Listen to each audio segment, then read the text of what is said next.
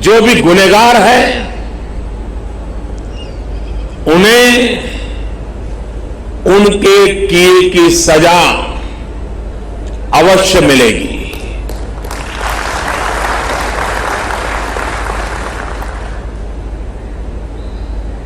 जो हमारी आलोचना कर रहे हैं उनकी भावनाओं का भी मैं आदर करता हूं, उनकी भावनाओं को मैं भी समझ पाता हूं और आलोचना करने का उनका पूरा अधिकार भी है। लेकिन मेरा सभी साथियों से अनुरोध है कि ये वक्त बहुत ही संवेदनशील और भावुक पल है। पक्ष में या विपक्ष में हम सब राजनीतिक छींटाकशी से दूर रहें। इस हमले का देश एकजुट होकर के मुकाबला कर रहा है।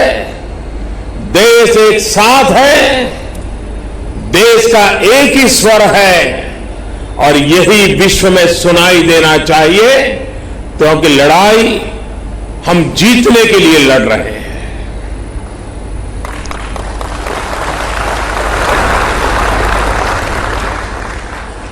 पूरे विश्व में अलग थलग पड़ चुका हमारा पड़ोसी देश अगर ये समझता है कि जिस तरह के कृत्य वो कर रहा है, जिस तरह की साजिश रच रहा है, उससे भारत में अस्थिरता पैदा करने में सफल हो जाएगा, तो वो ख्वाब हमेशा हमेशा के लिए छोड़ दे। वो कभी ये नहीं कर पाएगा और न कभी ये होने वाला है।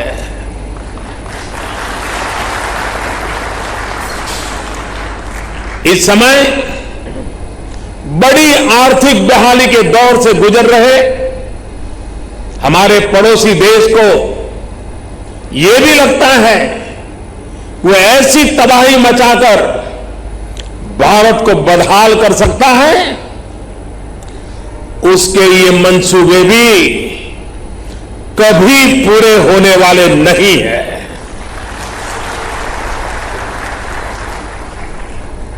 वक्त ने सिद्ध कर दिया है कि जिस रास्ते पर वो चले हैं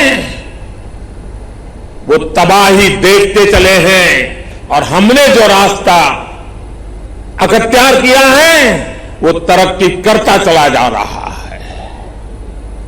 130 करोड़ हिंदुस्तानी ऐसी हर साजिश, ऐसे हर हमले का मुंह तोड़ जवाब देगा।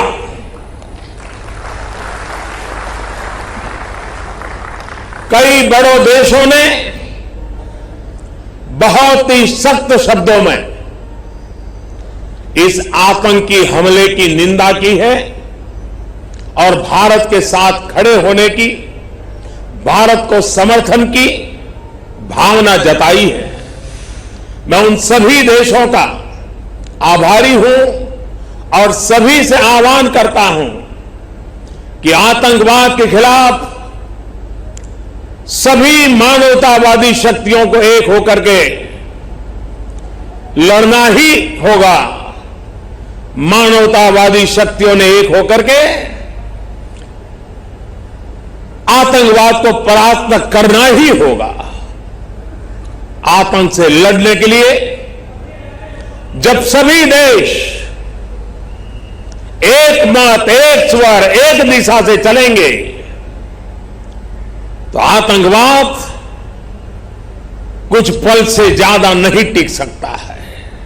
विकास के माध्यम से भी देश के लिए मर मिटने वालों को हम नमन करते रहेंगे और सुरक्षा के क्षेत्र में भी पूरी ताकत से गुनहगारों को सजा दे करके देश की रक्षा के लिए जीवन न्यौछावर करने वालों का जो भी रक्त है उस एक एक रक्त के बूंद की कीमत लेके रहेंगे। की वजह से देश में जितना आक्रोश है, लोगों का खून खौल रहा है, ये मैं भली भांति समझ पा रहा हूं। इस समय जो देश की अपेक्षाएं हैं, कुछ कर गुजरने की भावनाएं हैं, वो भी स्वाभाविक है। हमारे सुरक्षा बलों को पूर्ण स्वतंत्रता दे दी गई है।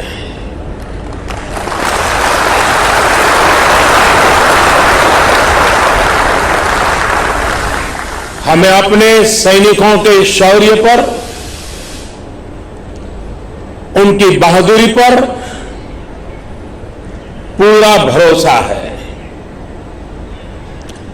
मुझे पूरा भरोसा है कि देशभक्ति के रंग में रंगे लोग सही जानकारियां भी हमारी एजेंसियों तक पहुंचाएंगे, ताकि आतंक को कुचलने में हमारी लड़ाई और तेज हो सके। मैं आतंकी संगठनों को और उनके सरपरस्तों को कहना चाहता हूं कि वे बहुत बड़ी गलती कर चुके हैं। बहुत बड़ी कीमत उनको चुकानी पड़ेगी।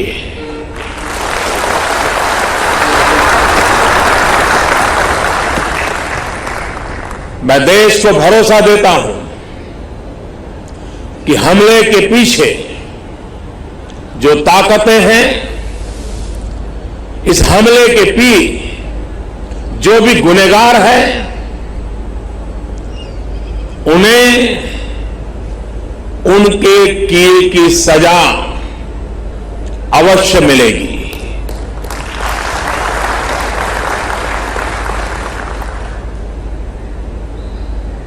जो हमारी आलोचना कर रहे हैं, उनकी भावनाओं का भी मैं आदर करता हूं। उनकी भावनाओं को मैं भी समझ पाता हूं और आलोचना करने का उनका पूरा अधिकार भी है। लेकिन मेरा सभी साथियों से अनुरोध है कि ये वक्त बहुत ही संवेदनशील और भावुक पल है। पक्ष में या विपक्ष में, हम सब राजनीतिक छींटाकशी से दूर रहें। इस हमले का देश एकजुट होकर के मुकाबला कर रहा है। देश एक साथ है, देश का एक ही स्वर है और यही विश्व में सुनाई देना चाहिए, क्योंकि लड़ाई हम जीतने के लिए लड़ रहे हैं।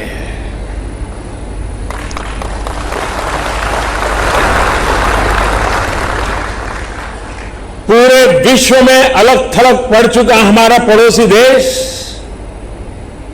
अगर ये समझता है कि जिस तरह के कृत्य वो कर रहा है, जिस तरह की साजिश रच रहा है, उससे भारत में अस्थिरता पैदा करने में सफल हो जाएगा, तो वो ख्वाब हमेशा हमेशा के लिए छोड़ दे। वो कभी ये नहीं कर पाएगा और न कभी ये होने वाला है।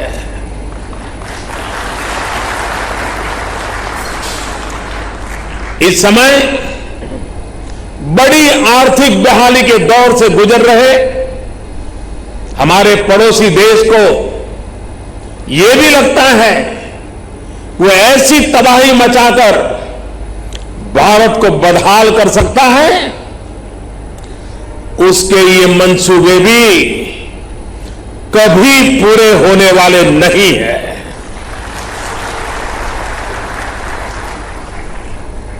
वक्त ने सिद्ध कर दिया है कि जिस रास्ते पर वो चले हैं वो तबाही देखते चले हैं, और हमने जो रास्ता अख्तियार किया है वो तरक्की करता चला जा रहा है। 130 करोड़ हिंदुस्तानी ऐसी हर साजिश, ऐसे हर हमले का मुंह तोड़ जवाब देगा।